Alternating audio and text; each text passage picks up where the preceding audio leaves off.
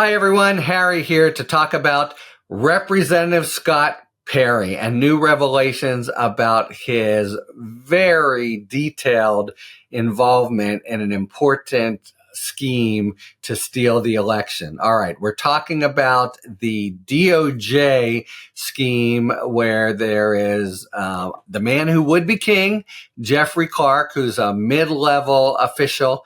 And as you'll probably recall, he is somehow, and Scott Perry is the key to that somehow, as we've learned more about in the last day, put in touch directly with the President of the United States, to whom he speaks directly. Flagrantly improper move, and not telling his superiors in the Department of Justice, and then comes back to them and basically tries to force the department heads to write a little letter to Georgia, letting Georgia know that the department has found fraud in the election. And as Trump has said, just say that, and my people in Congress, and now we know Scott Perry is really prime among them, will take care of it from there. One little problem, of course, they had not found any fraud in Georgia. It was a bald lie, not to mention that DOJ had no business meddling in Georgia's election this way. And that's a big reason why Jeff Clark now has been charged in Fulton County by Fani Willis. All right. We know the details of his involvement and we followed it, but now we know more about Scott Perry. And just a quick word about the somewhat bizarre way that we learned about it. Back in 2022, and we know this, the Department of Justice, as part of its investigation, actually subpoenaed the phone of, or got a court order, it's equivalent to a warrant of the phone of Scott Perry. And on that phone, there were some, 2,700 messages. And Scott Perry said, as legislators are wont to do when they're fighting criminal investigations, this is all protected by the speech or debate clause. And that's a entitlement in Article 1 that says that if you're involved in speech or debate, you can't be held to answer for a crime.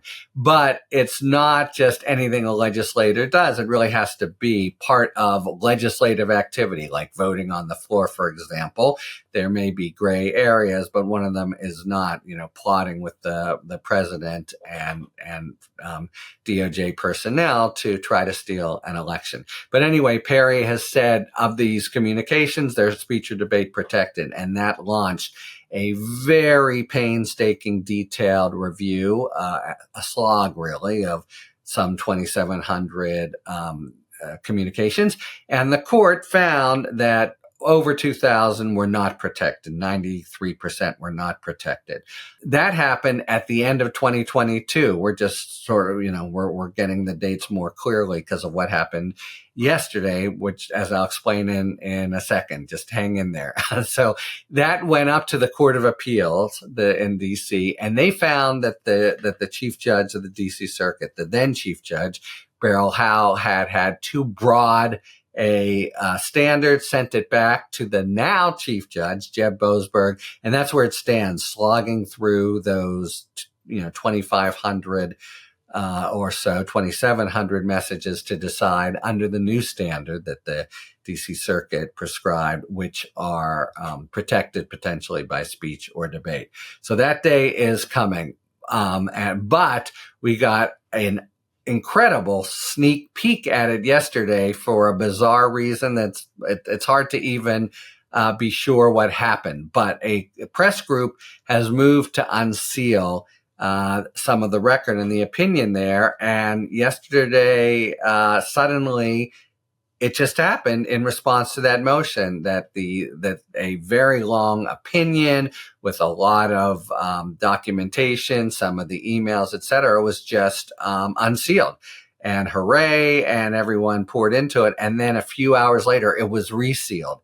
So we don't know if some clerk made a mistake or or they wanted to think about it more. But the barn door was opened, and so we know a lot because people, it's too late, obviously, to people now had and had downloaded that opinion. So that's the strange way in which it came about. Now, what did it show us? It showed us Scott Perry really involved and really the instigator of this whole kind of plan. He's the one who finds Jeff Clark and brings him to the attention of Donald Trump. We know that Clark now has a conversation with Trump as early as December 22nd. And then the next 10 days are, Clark's trying to browbeat the people in the department who are astonished and apoplectic that he's gone around their backs and dealt directly with the president. And there is then the big showdown meeting, I think January 2nd, where they tell the president no uncertain terms, as does his counsel, Pat Cipollone, we're going to all resign if you try to do this. It'll be a Saturday Night Massacre and worse, at which point Trump finally backs down. But Perry's role in this is now sketched in a fair bit more, including we have a very sort of vivid exchange on the 30th of December, where Perry reports, pats the puppy dog on the head and says, Trump is really liking you.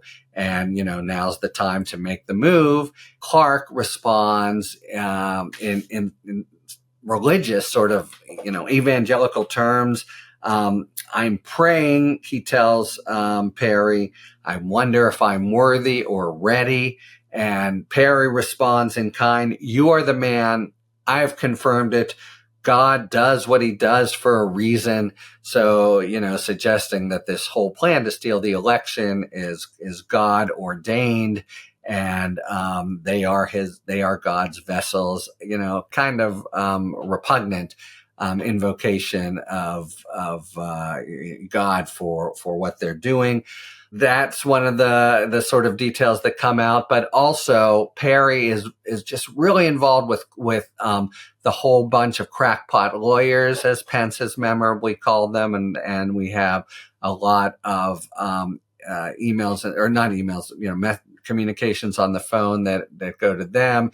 He is trying back in Pennsylvania to drum up any kind of fraud claims, crazier and craziest.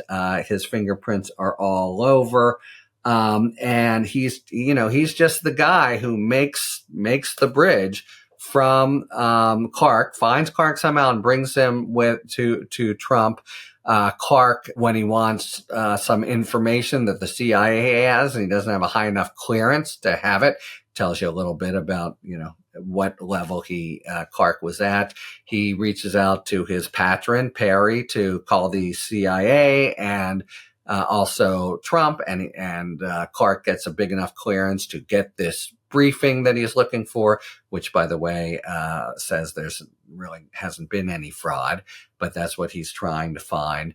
So Scott Perry here is, just in the whole episode that is being prosecuted in Fulton County and that will be reckoned with in one way or another at the federal level. Remember, the Trump's indictment named 6 co-conspirators. One of them is Clark. It doesn't identify, but we know who they are. One of them is Clark. And anytime you charge Clark and this episode, Perry is equally, if not more, culpable. He's the impresario of the whole thing. So his day of reckoning still is stalled as they slog through these communications on the phone. But it is coming, it seems to me, unless by then, the DOJ, has changed political hands. That would be one disastrous reason. Or have they just decided, to leave things be? But I don't think so, since they subpoenaed this, Perry's records. It's not the sort of thing that they would then just, once they litigate and receive what they're looking for, that they would just back down. So I think in the future, maybe not next month, maybe not the month after, but coming, anytime we think and have criminal charges against Jeff Clark, and we visit for including criminal charges against Donald Trump, the whole DOJ episode, Scott Perry will be involved in it. And, he's both facing potential serious criminal liability the same way that Jeff Clark is, but also he was really doing a lot of direct communication with Trump, making the bridge. That means that he's someone who could have very strong information against Trump if he's, forced or put in a position to have to use it. And again, once they sort out all these 2,700 communications, he then becomes not just in danger himself, but dangerous to Donald Trump. A general point here to realize, this whole, unless Trump wins in November, this whole investigation by the department will proceed for years. So Trump is, the leading figure, but there is, they still are looking for some among the marauders from January 6th itself. This is a really long-term project, same as Watergate was. It went on for several years after Nixon's resignation. So the day of reckoning ought to be coming for Scott Perry, and in general, when whosoever saith Jeff Clark, and that whole episode will say Scott Perry as well. Talk to you later. Thanks for tuning in. If you enjoyed this video and other Talking Feds content, please take a second to like and subscribe. Talk to you later.